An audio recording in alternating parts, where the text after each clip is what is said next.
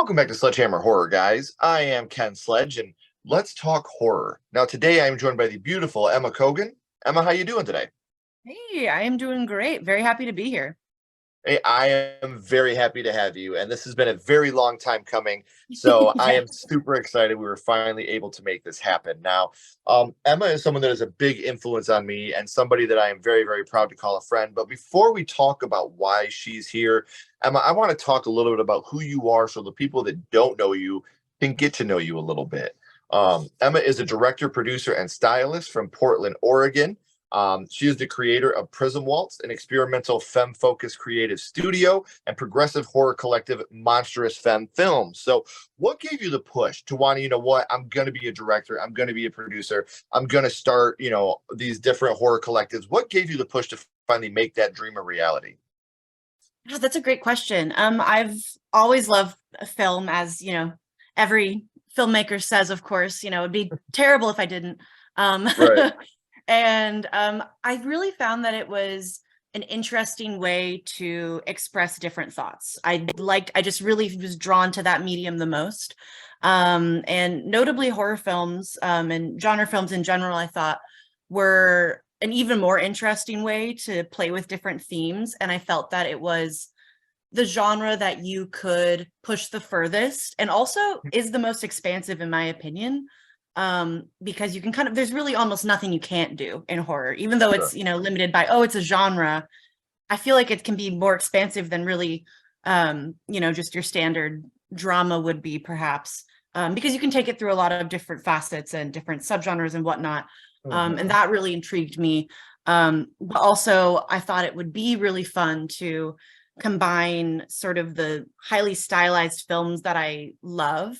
I think that I kind of got into horror and then also like French New Wave and like Wes Anderson films kind of like separately, and then Sure. realized there was a way to combine those two sort of ideas, and also the thoughts and opinions that I was having in the world, and kind of in my adolescence, and growing up into a young adult. And I started seeing the world through a different lens, and also started seeing like blind spots in film, and especially horror too, but just in general, kind of in the media landscape, stories that haven't really been told, or something I talk about a lot is like how there's not a lot of like Jewish horror out there, and like why is Sure. that, and when there's it's such an expansive amount of folklore to be played with there.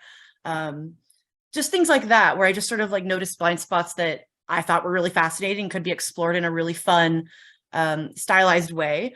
And then, yeah, when I was like 19-ish, I met a group of people in town here in Portland, that loved a lot of the same stuff as me.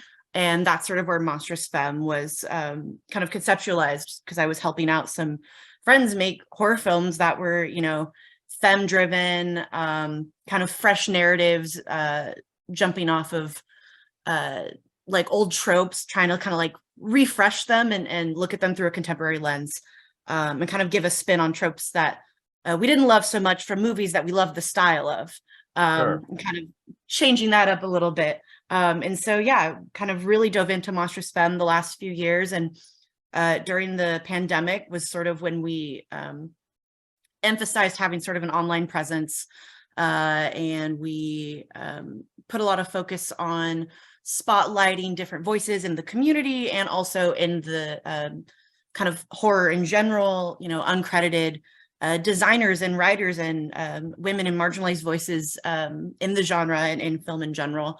And I think just through doing that online work, and hosting roundtables with voices in the community, really excited me further about kind of making this my passion and what I want to continue doing. And so, yeah, Monstrous Femme just had our film Baby Fever, directed by my co-founder, Hannah Cumming.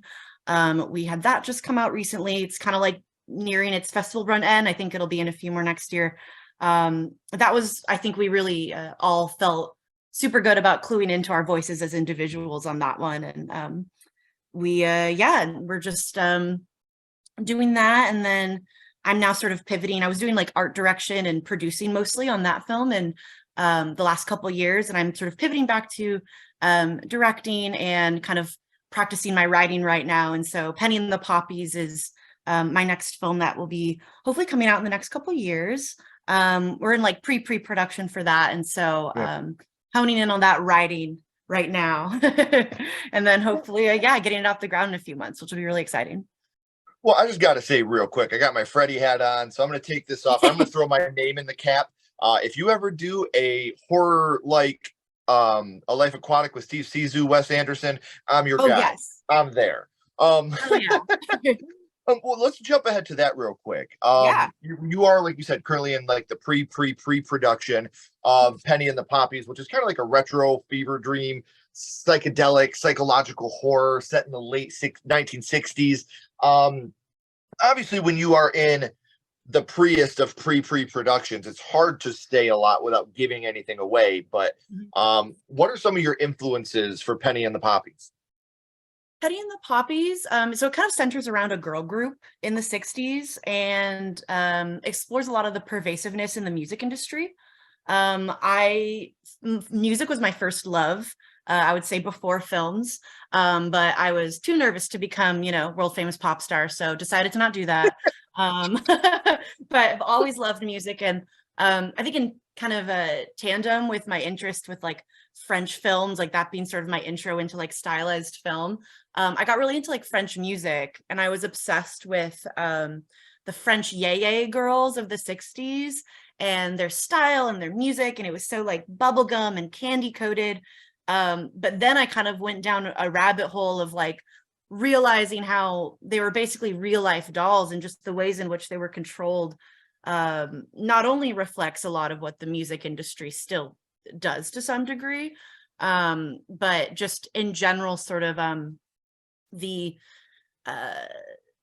competitive nature and power dynamics in creative professions, which sucks because I mean, even in film, like as a young filmmaker, you see a lot of people sort of sell their soul to a degree, and it's crazy to see that happen in real life. Like I feel like you don't think that actually happens, but it does, and it's terrifying to see the lengths at which people will go to for success or notoriety, and the ways that women are manipulated by powerful men in the industry, and even the ways in which they manipulate the women around them through not only internalized misogyny, but feeling as though there is only room for one woman at the table.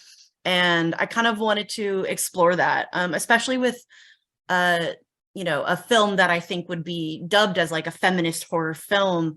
I think that what I'm seeing kind of seep out of that genre that I'm so invested in is that some people are kind of hooking onto the narrative of feminist horror, or just like progressive media, and seeing that as something that they can profit from versus having solid intentions.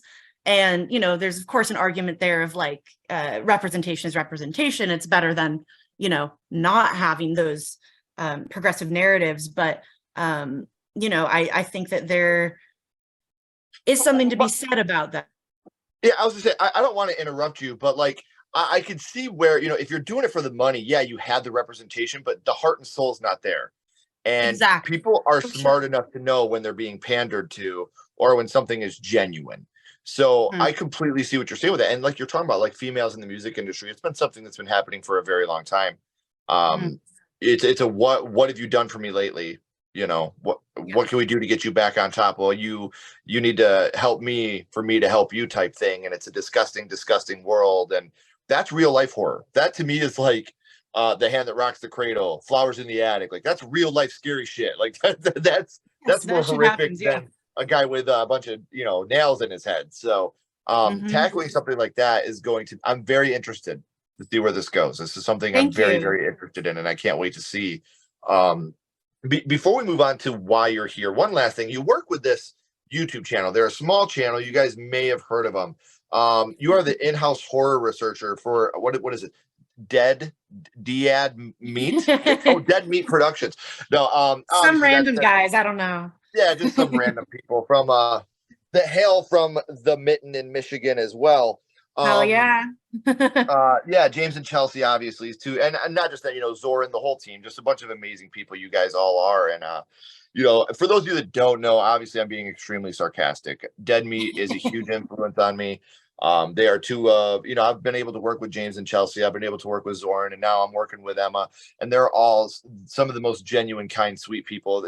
Great, great content creators, better people. I'm so excited that I've been able to talk to you about this type of stuff as well. And how was it becoming the in-house horror researcher for Dead Meat? It was great. My friend Juan, who was our co-producer on Baby Fever, our last Monstrous Femme film, he sent me this job listing for them. And I was like, I'm primarily based in Portland right now, and it was I think it was a job that was a hybrid job. So it was like remote, but also we need to have you on the ground. And I was kind of toying with like, okay, well, maybe I could move if I did get this job. And then just by happenstance, they had changed it to being just remote, like the position that I would be taking on. And so it worked out really well. And when I met with them, we were just like talking about how much we love the genre, and they're so kind, so lovely. And yeah, we just like nerded out for 30 minutes. And I was really, really happy and grateful to get the word that they would bring me on. And it's been really fun. The whole team is really lovely to work with. I learn a lot about horror movies, which is my favorite thing to do anyways. So Right. Might as well yeah, get paid for it. right. It works out perfectly. Yeah, and I'm hoping to be back in LA for a bit in March, so hopefully I can hang out with everyone in person, because we haven't hung out in person yet, because it's just been a That's couple cool. months. But yeah, I'm very honored to be the new baby hire of the Dead Meat family. They're And really lovely, and it's been great. like I said, I'm so proud of you. They are some of the Thank every you. time I've gotten to work with all three. Like I said, I've mainly only worked right now with James, Chelsea, and Zoran, Mhm. and the knowledge and personability and kindness way exceeds how amazing they are as content creators. They are people that you can genuinely look up to and learn from. So I'm happy that you Absolutely. have this opportunity to work with them, and Thank not you. only for, like I said, the chance to work with them, but you're going to be growing your horror knowledge and helping their horror knowledge, because it's not like you're an empty book yourself. So um in order to fill that book, though, for your horror book to become filled, horror had to start for you somewhere. So, Emma, Yeah. I would like to go back to the past and talk about what got you started in the horror genre, your first horror movie. And Emma, the first horror movie you watched was. It was Orphan. That's the first horror movie that I consider deeply important to me in my roster. You could argue that Scooby-Doo might have counted, but I feel like Orphan was truly the moment where I was like, oh man, this kind of fucked up and I like it. Yeah, yeah. And what I wanted to say was this right now is episode 399. Oh my God. And I have not talked about this movie yet. Hell Ashley and I yes. were able to do a didn't see that coming episode on this movie because we're both big, big fans of this movie. And I think that it's amazing that it's become what it has. It's finally gotten the prequel, Yes. which I think was very well done. I wish I could have been able to see it in cinema. I think that was something that was taken away from us. I think that the twist of Orphan is so good. I feel about Orphan the way I feel about The Sixth Sense, and I promise I'm not going to go on a tangent because this is about you, not me. Please do. But the ending twist of Orphan is much like the ending twist of The Sixth Sense, where the twist is so damn good that that's what most of the people remember about the film, and it takes away from how great the rest of the film is. That's how I feel Yeah. about The Sixth Sense, and that's how I feel about Orphan. And it's in no fault of the film. The Mhm. twist is great, but the fault is it's so good it takes away from everything else in the film, which is also very good, Mhm. very dark. There's a lot of darkness that comes with Orphan. Absolutely. So do you remember about how old you were the first time you had seen it, Emma? Yeah, I was let's see, it came out in like 2009, so I was like in middle school. Maybe high school? No, I think it must have been middle school, like and like 8th grade or something. So I would Right. have been like 14, 15. Um and yeah, I watched it with my dad. We watched a ton of horror movies together. And that was like, and like for the most part, they were kind of like older ones that kind of like, when you watch old horror films, they don't feel as disturbing unless you like really dissect it, or it's like a specific one. Like often like the 1940s sort of old Sure. universe, it's kind of like goofy fun, doesn't like truly scar you for life. Sure. But I feel like when I watched Orphan, it was the first one I had like a like visceral reaction to, where it was just shocking to me. I hadn't seen a horror film like Mhm. that up until then. And yeah, and then for the foreseeable, next 4 years of my high school life, I would force my friends to watch it with me, like at least bi-weekly. And I don't know how I still had friends, honestly, after that. Actually, I think you have better friends now because of it. I Um, think so too. Kudos to your dad. It's something for everybody that watches the podcast knows. I have a 14-year-old son, a 10-year-old daughter, and a 3-year-old daughter.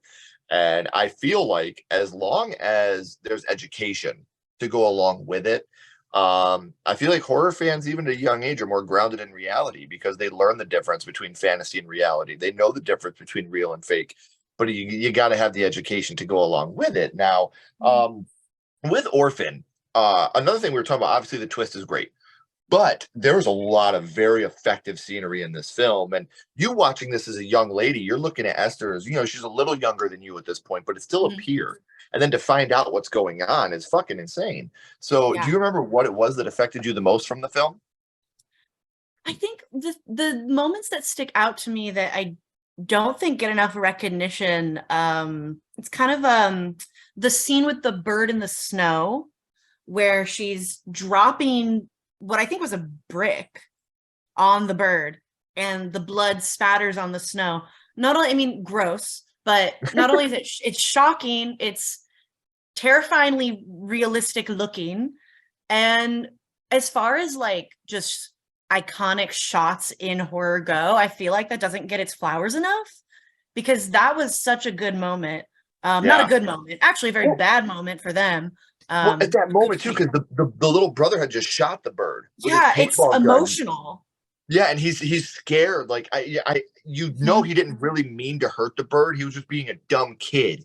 Yeah. And then for her to be like, you have to put it out of its misery, and then she crushes it. You're like, oh my Oh god, my God. what's wrong with this kid? Yeah. You really feel for the brother in that moment. Just you kind of feel like you are him a little bit. Yeah, And just moments like that, or like the the wrist thing, the like tightening on the wrist, that is, ooh, it's like just makes my skin crawl. And I think it was just, it's one of those films, it almost feels like and I don't know, I've always had this theory a little bit, almost a precursor to the kind of elevated horror we're seeing with like Ari yeah, Aster films and like yeah. Hereditary. This feels pretty fundamental to that, just in sort of the nature of sort of the 2010s horror and what we saw happen with that. Because a lot of films at that time were just kind of like, we're like the Saw franchise, which I love Jigsaw. I love the Saw Sure. franchise. But a lot of films were, like the Insidious, the like kind of blue, green, gray color scale of a film, like jump scare, paranormal activity stuff. This was kind of the Ari Aster of its moment, I Yeah. feel like. And I feel like maybe because that wasn't as popular then, it didn't get as much recognition. Um, but yeah, I mean, there were some scares like that were really just visceral, mess with their head a bit. I mean, even the nun scene of her driving off the road, that scared the fuck out of me, and might be why I hate driving now. Right. Well, I do want to go back to that arm scene real quick because that's a moment where obviously there's something wrong with this kid. Oh But at yeah. this moment, you're like, there's something bigger because she knows to bite down on something. Uh-huh. Like she's the intelligence, She's and done you were this. talking. I agree with you how this film was ahead of its time. It's that slow burn that keeps you guessing the whole time. And I'm going to throw this out there as to the reason it may not have been as successful, not only for what you said, the marketing of the film is kind of like Oh my God. Jennifer's The Body. black light. Yes, like So they random. yes. So like I feel like just like Jennifer's Body, when you have mismarketing, it can Hmm. break a film. And people don't realize until later on when they forget about the marketing part of it and they go back and rewatch it. They're like, why didn't I watch this?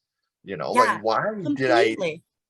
and that's what I feel with this film. And like the scenes you're talking about, like you said, we're watching what we think is a very young lady shatter her arm in a vice, Ugh, and yeah, framing the mother for it, like, and so let's fucked talk up. about, Esther, how evil she is, because we have her cutting out the flowers in the garden where the dead baby was.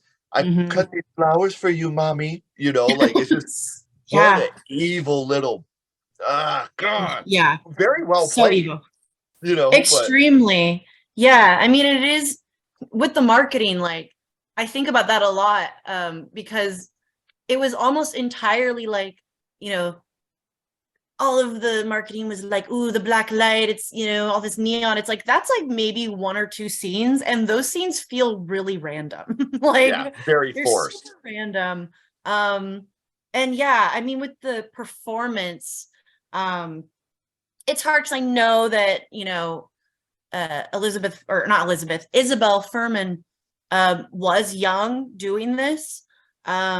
I know that that's sort of where it's like had a spot of controversy of like, oh, like she was so young playing this controversial role, but I think from what I've looked into it to what I could understand, and that there were a lot of safeguards in place Oh to yeah. make it a safe environment on set, and enough for her to want to come back and do a sequel as an adult, which I think is comforting knowledge. Well, I mean, um, you literally have the scene where she catches the parents having sex, and yeah, then she goes upstairs. The mom goes upstairs and she tries to talk to her, and she's like, sometimes when parents love each other, I know, they fuck. you're just yeah. like, whoa, what? Like, what the What the hell? fuck? Yeah, it's so crazy. That I mean, there's just truly so many moments of shock that you just wouldn't anticipate. And I mean, it feels like if uh, you know, uh say like this a 70s film like The Brood was like more contemporary and more controversial. Yeah, that's a good way of putting it, because it takes the evil child thing, which I think is terrifying. Something for me that's always been terrifying is evil little kids and evil grandparents, because those are supposed to be Oh the yeah. sweetest fucking thing in the world. And Yeah. when you take those things and you make them evil, it always does. And you were talking about marketing and how marketing can ruin a film. It's almost like Mhm. marketing a movie as the epic conclusion of a 40-year battle, and then having the movie be about Mhm. some guy on a moped Right, you're talking to like, you, what? Halloweener. Yeah. So obviously we talked about how effective this movie is, and it's a movie that honestly I think has stood the test of time. We went back and rewatched it in preparation of Orphan First Kill, and it stood out today just as much as it did back then. I have a lot of fun watching this movie. It's a slow burn with a very epic conclusion. Mhm. Now, do you think what scene would you say is your favorite from the first Orphan film? Hmm. Think my favorite scene. There's so many. I feel like honestly, probably either the scene with the bird, just because I thought it was so well done. Yeah. But also I think that the finale is really satisfying. That sticks out to me. You gotta And love you gotta love I'm not your yeah, fucking mommy. oh, it's so good. It's so good. The performances are just so killer. And really underrated. Like, I know that a lot of these actors have not only massive roles in other horror films, but I feel like this is some really stellar work and is like at least in the top 3 for a lot of these folks as Oh far as yeah. Well, I mean, performance goes. you guys may have heard of Vera Farmiga. I think she's done a thing or two since She's done a Orphan. couple Not sure. things. Yeah, just one or Yeah. two. So I've had an amazing time talking about Orphan and some of the things that have affected you the most and some of your favorite things from this movie. But here for a second, Emma, my little Yeah. buddy Ghostface is here, and he has a question for you. What's your favorite scary movie, Emma? What is your favorite horror movie of all Ooh. time? Okay. Of course, this is the question that's like, oh my God, my brain goes to like 20. But lately, when I would, because I've been thinking hard about how to answer this question, I think my answer is Phantom of the Paradise from 1974. Oh, Huge inspiration for Penny and the Poppies, but also just so fucking good. Dare I say I like it more than Carrie? It's so good. I think it's somehow underrated in De Palma's catalog, and he has some films that I think are kind of like snoozers, but this one is just so unhinged. And the way the influence of like glam rock and the way it just is like the most insane. It's like a pre-Suspiria Jessica Harper. It's just so cool. And I hope to see more people doing like costumes from this film because it's just so fucking phenomenal. Crazy looks. I think some runner-ups that I'm always like, I don't want to not say it, is like House, the Japanese horror film, because it's bonkers. And then Possession, because it's a perfect film and is also a really great example of that psychological horror that really messes with your head. Possession film? Possession from 1981. Possession. Okay. Because we had a couple newer ones too. I will say this: my heart just sunk in my chest because my favorite horror movie of all time is House from 1986, the Roger Cobb one.